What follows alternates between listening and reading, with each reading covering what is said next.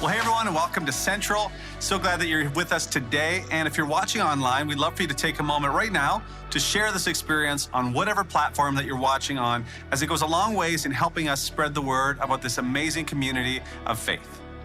Now, if you're new here today and you haven't had a chance to connect with someone on our team, we'd love to meet you. And if you're joining us today in person, why don't you join us after the experience and head over to the connections wall in our lobby to meet some of our pastoral team and volunteers in blue shirts. They're ready to answer any questions that you may have and help you get connected here at Central. Now, if you're joining us online, we'd love to hear from you as well. Wherever you're watching from, why don't you take a moment right now in the chat window, let us know where you're watching from, and reach out to our online hosts. And if we could pray for you or answer any questions that you may have, we want everyone to be part of what's happening here today. Here at Central, our vision is simple: helping you connect with God and each other. And everything that we do here, from our Sunday experience to groups to our kids and youth programs, revolves around those two things. Today, to help you connect with God, we want to encourage you to open your heart to experience God's love for you as we worship together. You see, connection to God can look different for everyone, but we want you to know that this is a safe place to explore your faith and your relationship with God. Then, to help you connect with others, we have groups. And our groups are designed with you in mind and how we can best serve you in your next step. So, to ensure that we have something for everyone, we have 4 types of groups here at Central. We have community groups, small groups, interest groups, and support groups. Each group is led by a leader committed to helping you connect to God and others on the same journey of faith. You can find information on all of our groups at centralcc.ca/groups. Speaking of groups, we're looking forward to next Sunday. September 11th is our fall kickoff here at Central. Summer is over and it's time to get back into the routine of fall. And so we want to encourage you to be sure to join us next week as we celebrate the unofficial start of fall and, more importantly, the launch of our fall programming, including groups. We're going to have a number of opportunities for you and your family to get connected through the month of September. So why don't you join us under the tents following the 9 and 11 a.m. experience outside Entrance A. You can find out about the different ministries available this fall, whether it's kids programming, youth ministry, groups, interest groups, activities for the kids, chatting with our leaders, food, stuff for family. All morning, it's going to be an amazing celebration, connecting together with our church family as we kick off this fall. Last Sunday night, we were able to take some time and show our amazing team of volunteers how much we love and appreciate everything they do around here at Central. Thank you to those of you who are able to come out and enjoy a fun, casual night, hanging out, eating popcorn, watching a movie together. And so why don't you check out this little highlight video of our night.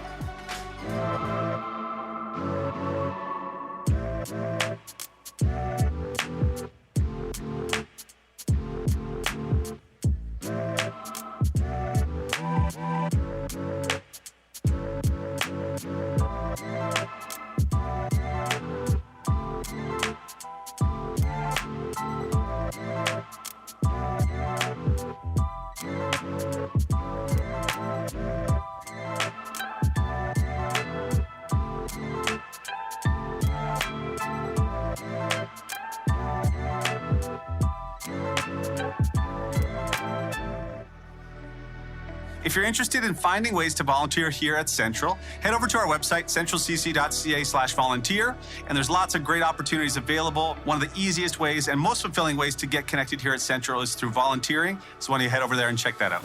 One last thing to mention today, with the start of fall and everything getting back to the routine of fall, is to be sure to mark your calendars for Sunday, September 25th and the return of our Encounter worship nights. Join us at 6 p.m. for this hour of worship together. It's going to be an awesome opportunity for you to turn off the distractions of your week and spend some focused time between you and God. We're going to create some space for prayer and communion and to start this new season connecting to God and each other. This is a great night for your whole family. And for those of you with small kids, there is childcare available for those 5 and under. And so we hope to see you there at Encounter. If you have any questions about anything that we've mentioned today, you can text our number 905-937-5610, or you can head over to our website, centralcc.ca/connect, as it's your best resource to stay updated on everything that we've talked about today. You can also scan the QR code on the seat back in front of you to complete a connection card. And as always, you can head over to the connections wall following the experience, as we'd love to have a conversation and help you get connected today. So that's all from me. Our experience is about to start, and I want to invite you to stand with me if you're able as we worship together. Good morning, everyone. Whether you're here in person or watching online, thank you so much for being here with us this morning. I'm going to invite you all to stand if you're able and join with us morning as we sing.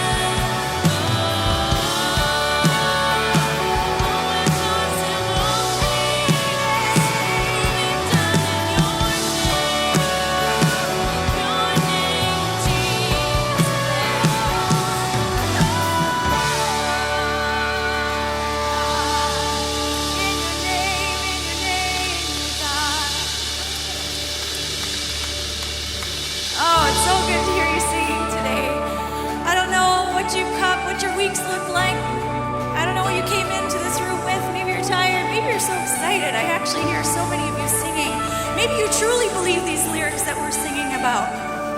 But we're praying today that we would remove anything in the way from us to hear from God. So whatever is, maybe there's something in the way. I just want you to remove that. And as we sing these next songs, that you would connect to God.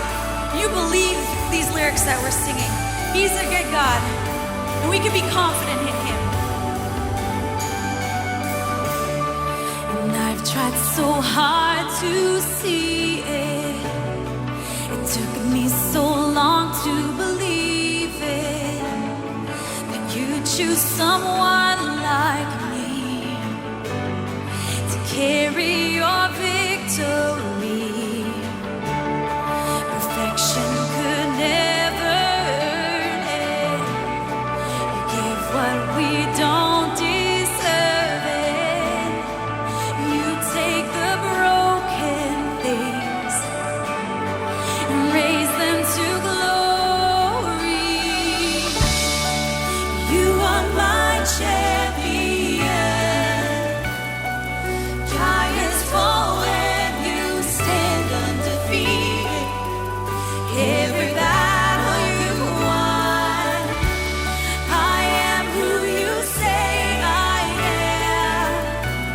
You crown me with confidence. I am seated in the heavenly place, undefeated, with the one who has conquered it all.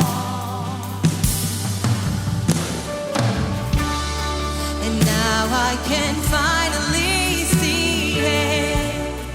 You're teaching me how to receive it.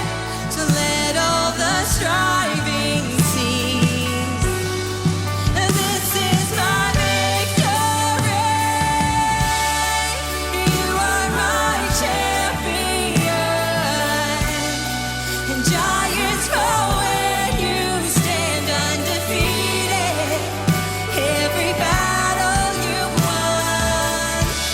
I am who you say I am. You crown me with confidence. I am seated in the heavenly place, undefeated, with the one who has conquered it all.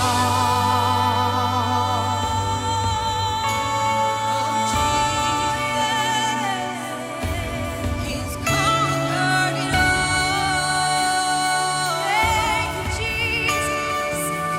So we open up our voices, open up our mouths. When I lift my voice and shout, every wall comes crashing down. I have the authority Jesus has given me. When I open up my mouth, miracles start breaking out. I have the authority Jesus has given me. When I lift my voice and shout, every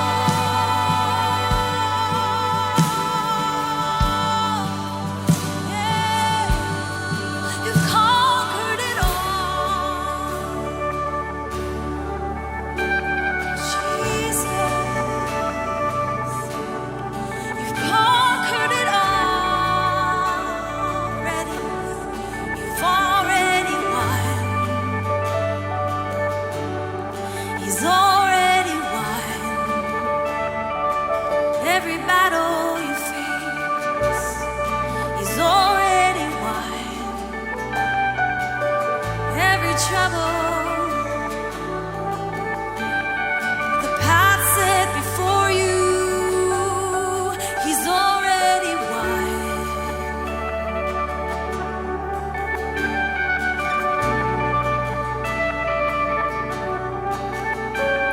Would we be confident today in knowing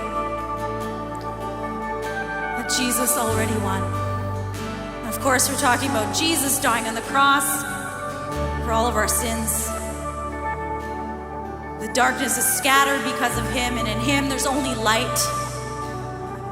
And when He is in us, that means there's only light as well, and the darkness must flee. So there's something to be said about how Jesus already won that battle, whatever you're going through. And we just need to remind ourselves.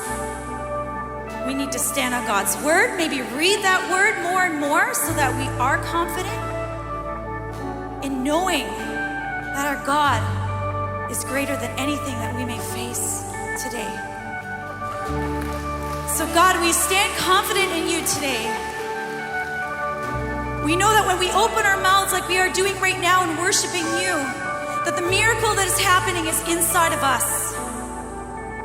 And so God, we continue to remind ourselves today how good you are, how great you've been, how you've carried us through.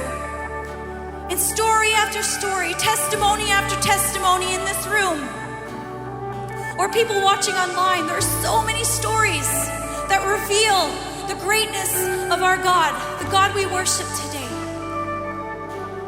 Because you've already won. You already won it. We're so thankful for you, oh God.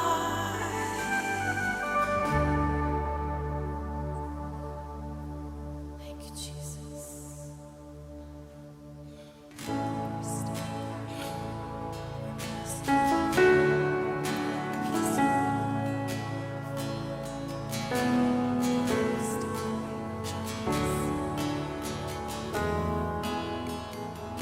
I love you, Lord. Oh, your mercy never fails me. All my days I've been held in your hand.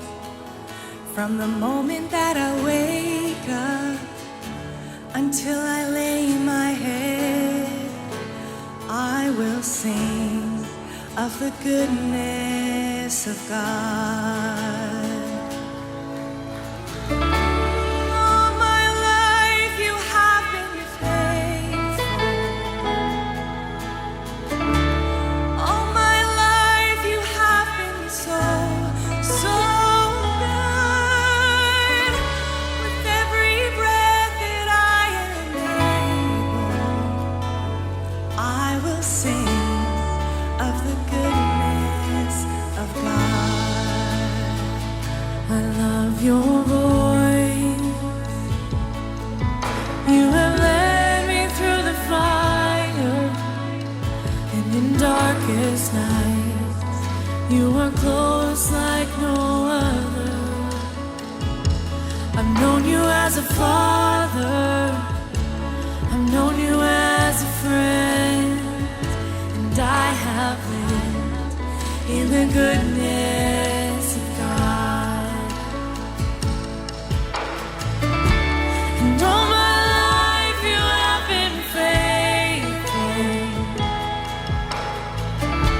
And all my life you have been so, so good. With every breath that I am able, yes, I will sing of the goodness of God. I keep singing. Come on, lift your voice up to Him right now of how good He is.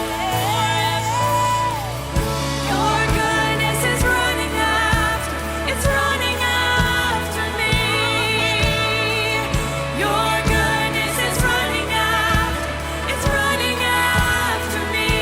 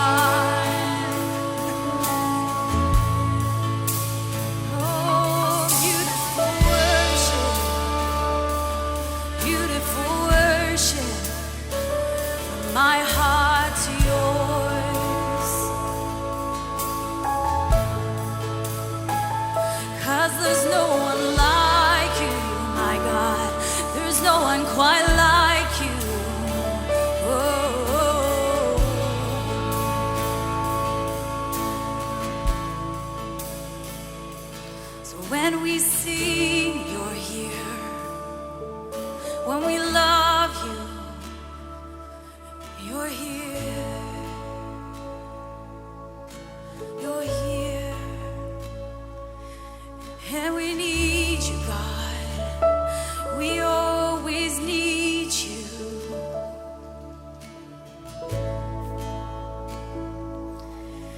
So that lyric that we sang in the last song, when I open up my mouth, miracles start breaking out.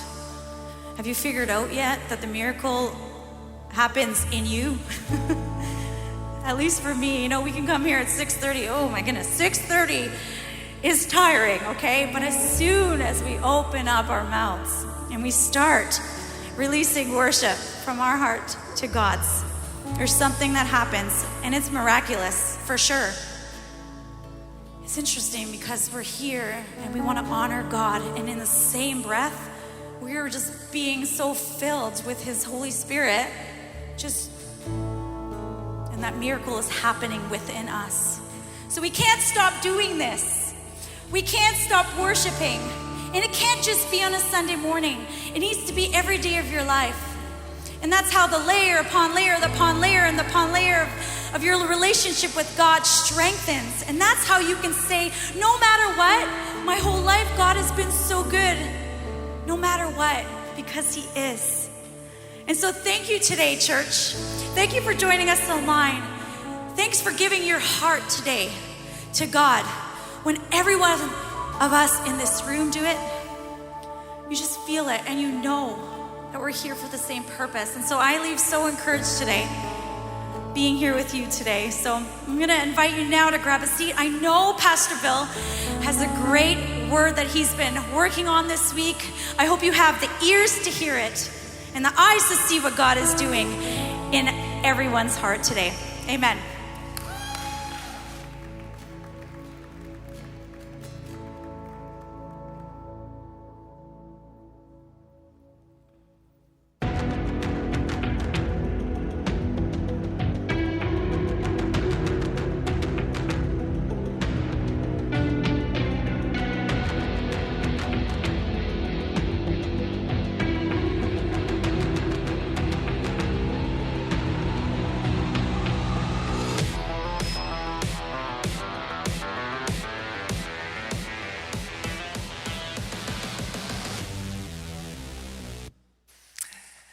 This week, I did one of the dumbest things I have done in a very long time.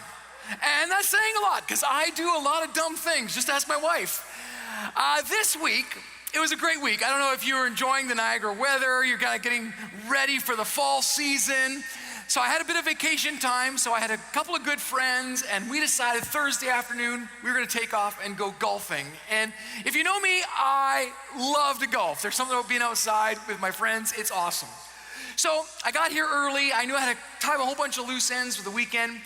And as I was driving in, you know, my gas tank was kind of on the E. And I thought, okay, it's all right. I got a lot of things to do. I'll just get into work. And once I get all that done, I'll go get some gas. And so I got to work, and you know how it is, right? I had all these things, and one thing led to another, and then I realized I'm cutting it close to get to the golf course. And before a nice course, I went to Grand Niagara, which is like my favorite course, one of my favorite courses in the area. I like to putt a little bit, chip, so I was in a hurry. So I got out, there's my thing on E. I'm like, I can make it to the golf course. No problem. I don't want to be late, so I make it to the golf course. Had the time of my life. Get into my car. Turn on the car, it's on E. I think to myself, you know what? I can make it back to Lake Street. I can make it, and that's where I like to get my gas, so I'm gonna make it there. So I'm driving, and of course, on the QEW at Niagara Street. Okay, I am like one exit away. One exit away. I'm in the fast lane. It's none of your business how fast I was going. I'm in the fast lane, and I'm out of gas. And so that is the worst. I'm decelerating and I'm fighting traffic and I'm trying to get over, and it is chaos. I finally get into the on-ramp at Niagara Street and I stall. I'm out of gas. Nothing. I roll down my windows to get some air, just get exhaust. They will not go up. I have no gas in my vehicle. So I go to my phone to get some help. 1%. 1%. So now I have one phone call. And I'm in a dilemma because I'm like, okay, there are two sources of help I can go to. One is like CAA or a tow truck or something like that, but they're gonna charge me money and they're gonna have to find me, and that could be, so I'm gonna call my wife.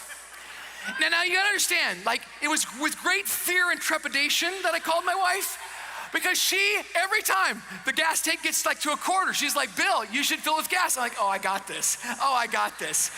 Wives, do not elbow your husbands. It's not nice. And so I call her and I'm like, honey, I'm so sorry.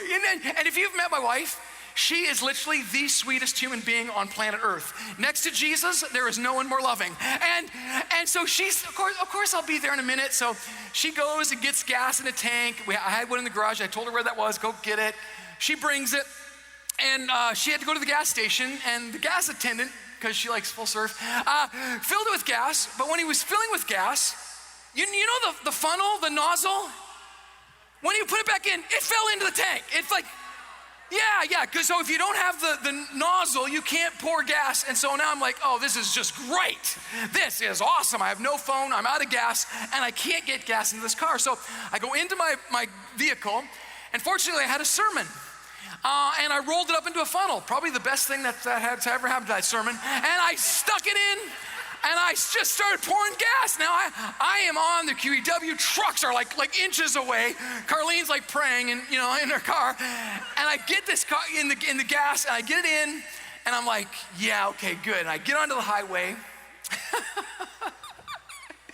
And God says, now if you've never had God speak to you, it's a lot like your own voice. It's exactly like your own voice. And I just had this thought, Bill, you are dumb. Thank you for the encouragement. I know. But it was really fascinating because he said, because that's exactly what you're going to talk about on Sunday. Because here's the deal. I may not know your story. I don't even necessarily know where you're at right now, but I do know enough about human nature that there are many times when our life is on empty. An aspect of our life is on empty. We ignore the warning signs. We ignore them. We actually believe we can do it, we can fix it, I got it. And then we end up on the side of the highway, stuck, unable to move. We all know what it's like to be living on empty. Whether it's our spiritual life, we don't feel like we have any connection to God. Or maybe it's in our relational life, we don't feel that, we don't have that loving feeling anymore. Or maybe it's in our physical life, we feel like something is wrong, something is amiss, and we're right. So the question today is, what do you do when your life is on empty? When you're forced to walk through those dry and arid desert experiences where you feel nothing, sense nothing, feel immobilized and paralyzed by life's circumstance, your choices, whatever the case is, who do you call for help? And do you know why you're there? That's our story as we conclude in our series called Heroes and Villains. And today's hero is Elijah, and today's villain is not just Jezebel, but her husband Ahab. So I'm gonna set the scene for those of you who are kind of new to the story. So the nation of Israel has escaped out of slavery in Egypt. They're trying to establish themselves as a nation. They don't have a king for a very long time. That was last week. Samson was one of the judges, these tribal leaders or chiefs who rose up to defend the people. But now kings have been established. Of course, we have King Saul our first, and David and Solomon. We're on our seventh king, and his name is King Ahab. And here's what the Bible says about King Ahab in 1 Kings chapter 16, verse 30. Ahab, son of Omri, did more evil in the eyes of the Lord than any of those before him. And that's saying a lot, because there were some pretty bad dudes before him. He is the worst. Of course, the question is, well, why was he the worst? And what does it mean that he did evil in the eyes of the Lord? Again, we got to go back to last week where we explored this idea that anytime you miss the mark for what God has for your life, anytime you stray from God's intention and purpose for you, right? You do what's right in your eyes, you miss what God sees for you. And so as a result, something's gonna happen in the land. And you need to also know that Ahab was married. He married a woman, her name was Jezebel. If you've never heard that name before, it's because we don't name our daughters Jezebel. That's not a nice thing to do because Jezebel was awful. And Jezebel was awful because she was pre-cancel culture. She was like the cancel culture. She was the source of cancel culture. If you didn't agree with her, she killed you, literally. One time, her and her husband wanted a vineyard. The guy Naboth wouldn't sell it, so they killed him, dead. Sometimes people had the audacity to say, I don't think that's right. They were killed. She literally canceled everybody physically who got in her way. But she also brought in a false ideology, a way of thinking about the world that was destructive because it was counter or opposite to God's way of thinking about the world. So as a result, in chapter 17, verse 1, Elijah the prophet goes to King Ahab and he says to him, as the Lord, the God of Israel lives, whom I serve, there will neither be dew nor rain in the next few years except at my word. Now, we read that in our context, and we have irrigation systems. We figured out how to dam up water, so we have reserves. So this isn't a big deal for us, but in the agricultural society of the ancient world, no rain literally meant death. If you had no rain, first your crops would die. Once your crops died, your animals died. Once your animals died, you died. And so this was severe. And in the ancient world, rain was associated with blessing from God. It was literally attributed to blessing. You know, my grandfather was a farmer, and before he passed, I remember every day when I would stay with him or be with him, the first thing he would talk about, what was it? If you're from Alberta, what's the first thing you talk about? The weather. Is it gonna rain today? Because the weather determined not only your livelihood, but your life. So rain in the ancient world was associated literally with life. And so in this context, the rain for Israel was to be a symbol, a metaphor of God's blessing and God's provision. And so we see in Leviticus chapter 26, verse 3, that God had told the nation of Israel, if you follow my decrees and are careful to obey my commands, I will send you rain in its season. And on the ground will yield crops and trees their fruit, and you will eat the food you want, all the food you want, and live safely in your land. See, before we can solve the problem, we got to know why we're in the problem. And the Bible is very clear that God has established a way for this world to work and function. And when you don't live in that way, you invite destruction. I wrote it out this way in my journal, and I apologize in advance. It's cheesy, okay? But I promise you're gonna remember it because sometimes that's the way I just think about things. And here's what I wrote in my journal. If you don't submit to God's reign, R-E-I-G-N, his rule, his authority, his way of thinking, you cannot expect God's reign or blessing. The first thing you need to understand is that in order to experience God's very best for your life, you have to submit to following the instructions. Just like I should listen to my wife, every time that tank gets to a quarter tank, I should listen to her and pull over and fill the tank. And listen, on your way out today, shake my hand, but do not reprimand me for not filling my tank with gas. I had 700 of that in the first experience. Neither do tell me mechanics that yes, after a quarter tank, your cooling pump, I don't know, something doesn't work. I know, okay, I went out of gas. I told you the story. But this is the point. I'm willing to acknowledge my mistake. And the first step to experience God's very best for your life is to acknowledge your mistake in not trusting God with every aspect of your life. And maybe you're new to church, and we're so glad you're here. Maybe this is your first time with us. So glad you're here. I hope you know that this is a safe place to explore your ideas and thoughts.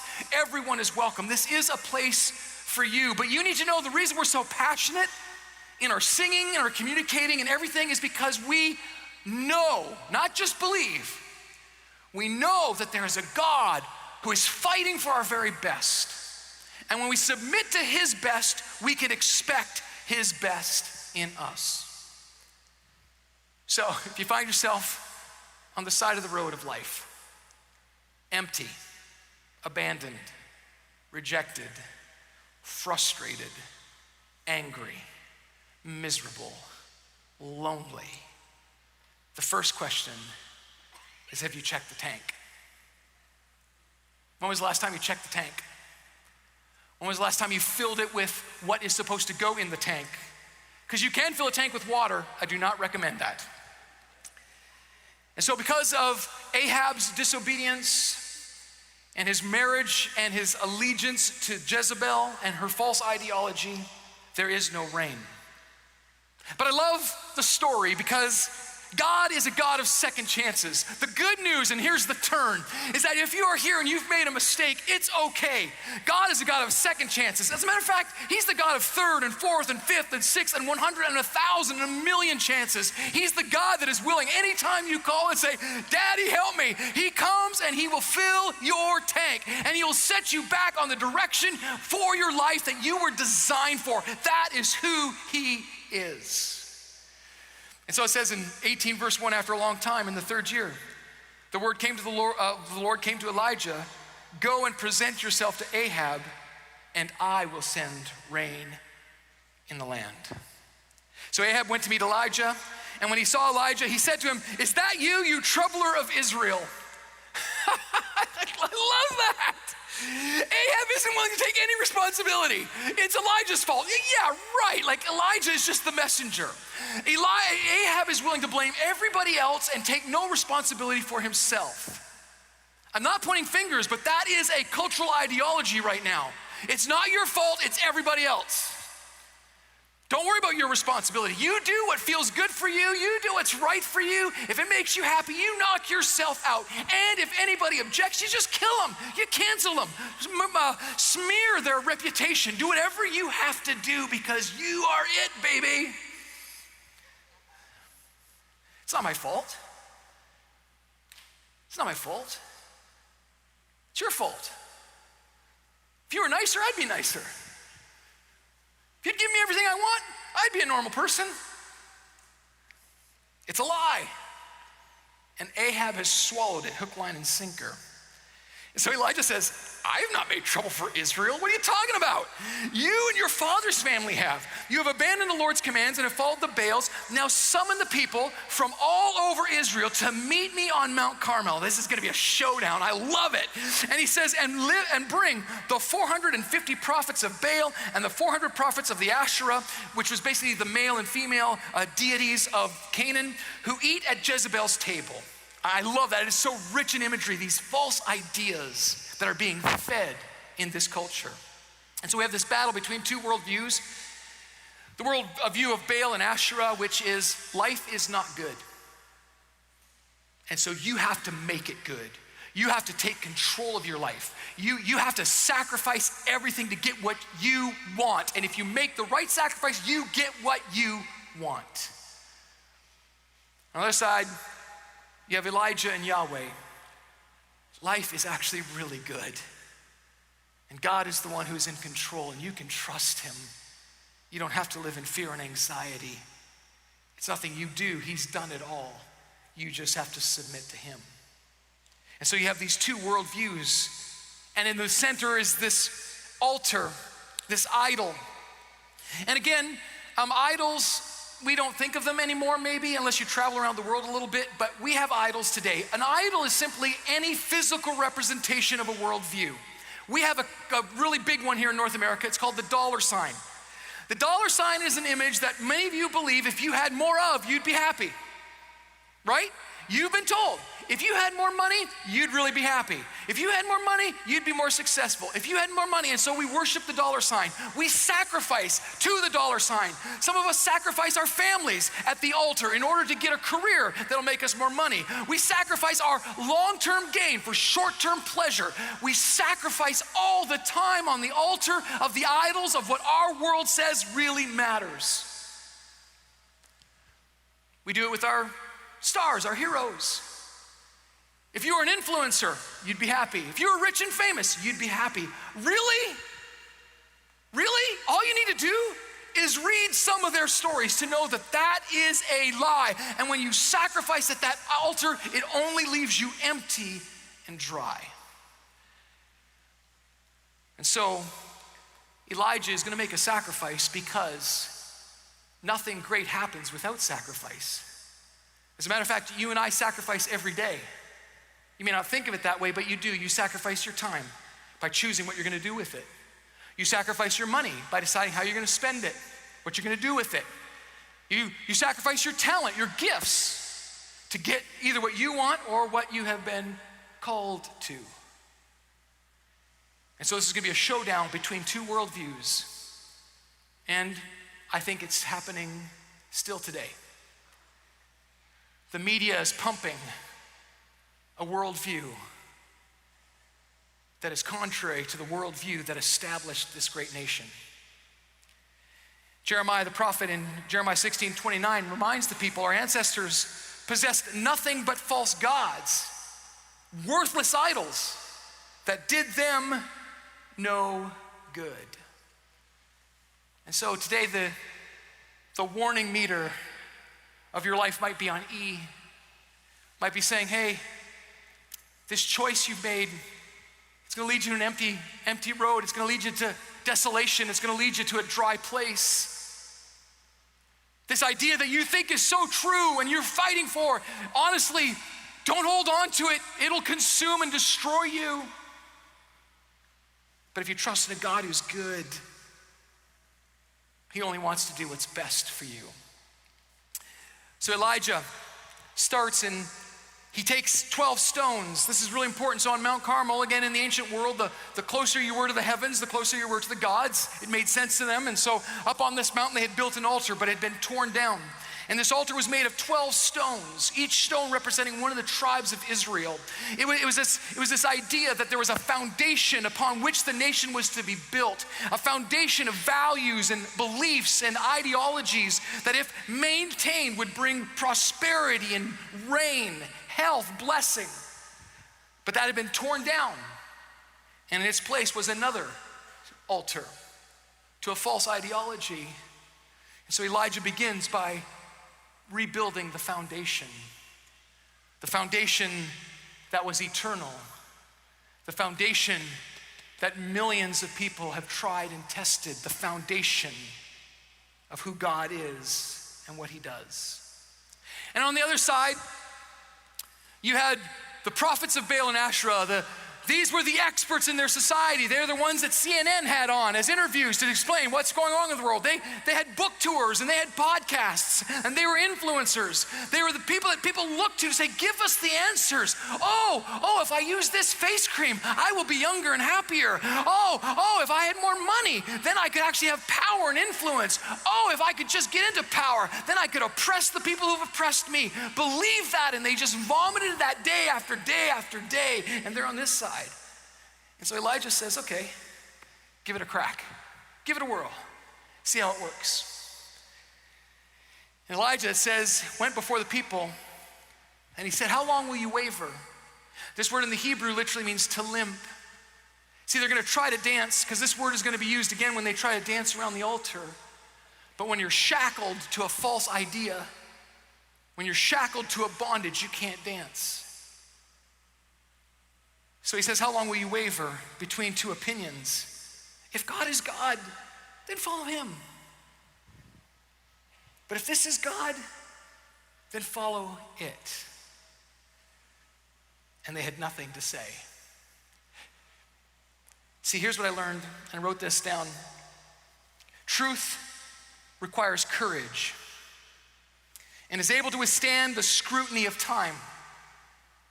What is true must be true in every generation, in every context, throughout human experience. It can't be true today and it wasn't true yesterday, and it can't be true yesterday and it's not true today. This is the challenge with the worldviews that we are being force-fed right now. They haven't stood the test of time. We think we're so advanced. We think we're so intelligent. We think we figured out a better way to do it, and we completely disregard the foundations upon which our blessing and prosperity is built. And we set ourselves up in that place. I know better, I'm smarter. Call it whatever you want. Call it science for all I care. It's a battle of two worldviews. One is dry. The other is fire. So they start dancing around And Elijah, I don't think he's very nice here. I don't recommend this, but he starts mocking them. He's like, hey, you guys, what's happening over there? They're like in a lather. They're dancing around, and he's like, what's happening? Maybe your God went on vacation. Actually, in the Hebrew, it says maybe he's in the bathroom, relieving himself. That's the literal Hebrew. And he's mocking them, and they're so upset. They're like, oh, yeah, they start cutting themselves, and they start cutting each other. It's like a mess, because that's what this empty worldview does. It destroys you. And when they're done, they're exhausted and they're empty, and everything they've tried to make their life matter is flat. Elijah says, God, please send the fire. And what I love about this story, you gotta remember, water is scarce, but he's gonna make it impossible. He's gonna make it so that there's no doubt that this isn't some kind of trick. Only God could do it. And he has water poured on the altar 3 times. It's a huge sacrifice because he knows God is gonna show up, and he does. Listen, there's a false idea that the crowd is right. There's a false idea that just shut up and fit in. There's a false idea that if the majority believes it, it's true. But in this story, we know that that is not true. Truth can sometimes stand in a single individual who stands up and says, enough, enough. I am fighting for my family. I am fighting for my mind. I am fighting for my heart. I am fighting for my country. I don't care what you think. I know what is true. And I'm going to rebuild the foundations upon what this nation, this great book, and my God are all about. He is truth.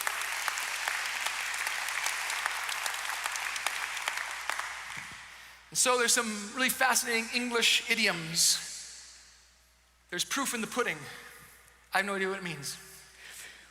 There's proof in the pudding. It means it's until you taste it, you know if it's good or not. Or we say put up or shut up. Not such a nice one. Or put your money where your mouth is. So here's my question to Bill today. And just so I'm clear, if you're new to this, and you're thinking I'm trying to peddle my idea of who God is, I'm not. I'm simply inviting you to discover who he is and make your own choice. But the question for Bill today is, what is true, and am I willing to give everything for it? Even if I'm rejected, cut off, rebuked, ridiculed, or even killed. See, Elijah was willing to risk everything for what he knew was true, and that's what makes him a hero. And so it says, he prays, and you can read the story for yourself. The fire falls. And when the people saw this, because here's the deal, there are very few leaders and there are a ton of followers, but we need more leaders who lead the way and show that truth really does work. Love really does win in a world of hate. Telling the truth does win in a world full of lies. Hope does exist in a world full of despair. These things are true, and when we fight for them and lead them and live them, then people see it. And they went, oh, the Lord is God. They're so shocked, they say it again, the Lord, he is God. And Elijah said to Ahab, go eat and drink, for there is the sound of heavy rain. It has not rained in 3.5 years. There is not a cloud in the sky. But Elijah is so convinced that what God said is true, he is willing to say it even if he can't see it. He is willing to walk in it even though all the evidence is to the contrary. He is willing to stand on what is true. And so Elijah climbed to the top of Mount Carmel. I love this part. He bent down to the ground and put his face between his knees. In the Hebrew, it literally means he wanted to throw up. He is so worked up about this because he's put his life in jeopardy. Remember Jezebel, the cancel culture queen? She is going to take him out. And he's put it all out there for truth. God, I'm going to trust you on this. You said it, so I'm going to believe it. When was the last time you lived that kind of courageous living? God, you said it, so I'm just gonna trust it. I'm gonna lay my head down tonight knowing that you're my provider. I don't know how, I don't see it. Everything is to the contrary. If I need to change something, I'll change, God, but I understand that you're my provider and I submit myself to your reign. Now send the rain. I know right now my family looks like it's gonna blow up.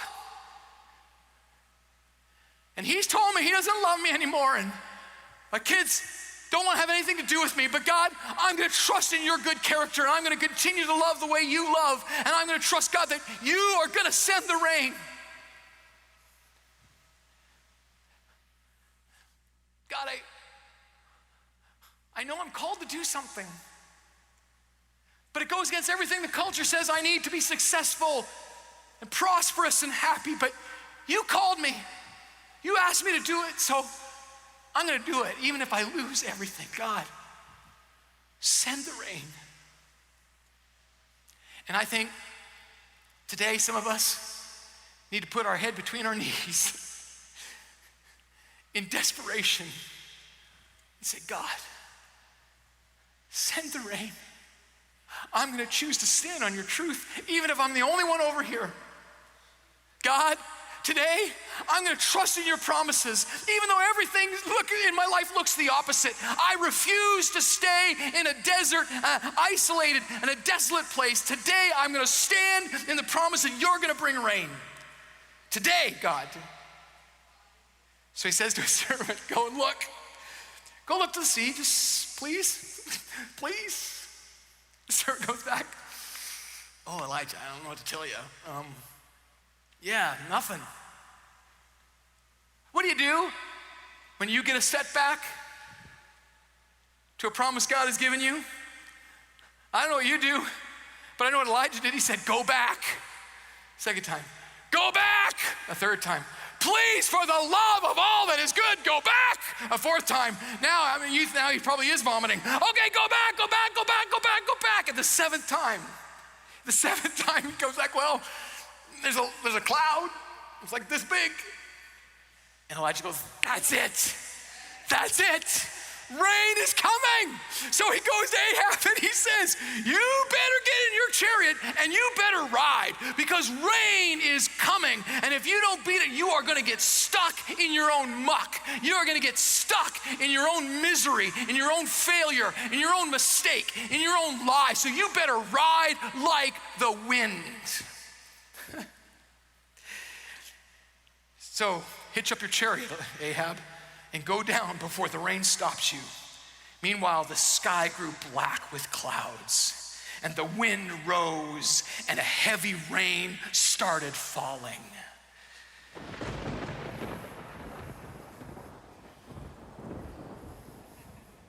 Oh, this is the good part. You ready? I believe rain is coming.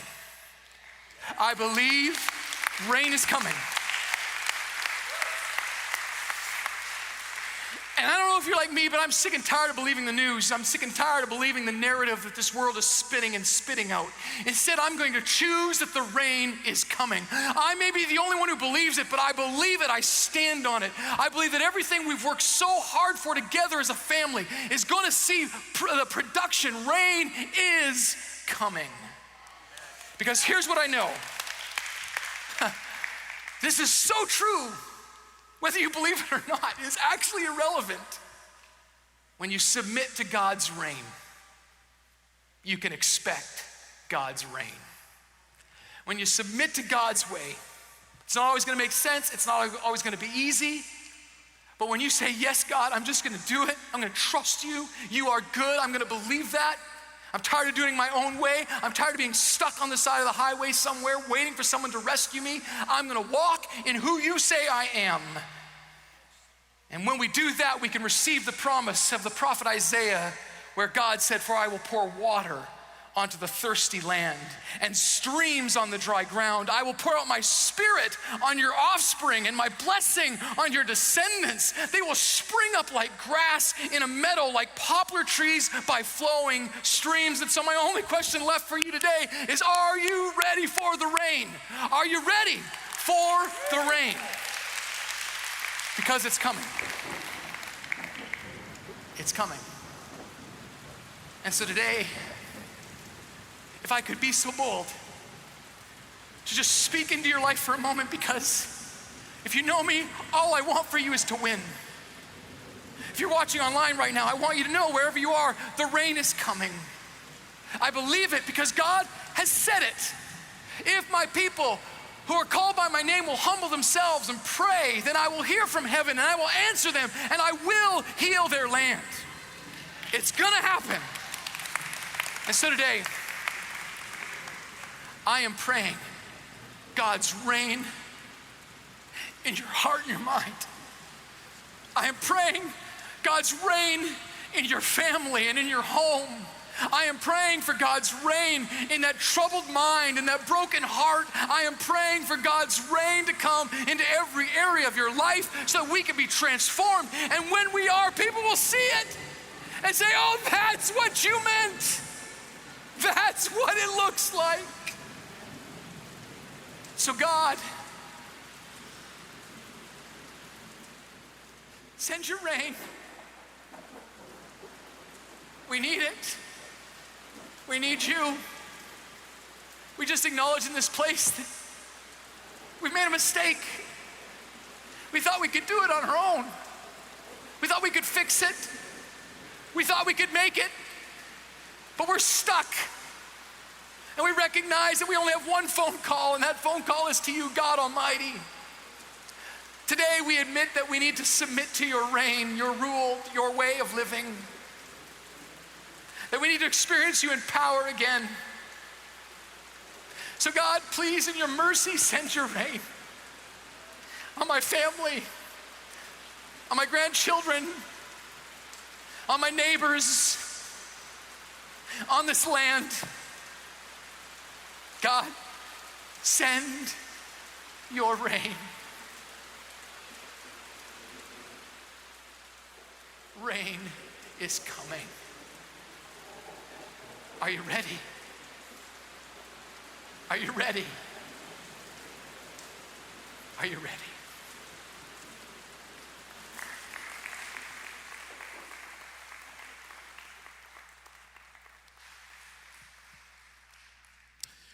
What a powerful message. And as we wrap up today, I think the question I have for you is what's your next step after hearing that? So if you have this sort of whisper that, you're hearing something, there's some action you need to take, or even just taking a few minutes to contemplate and to sit down.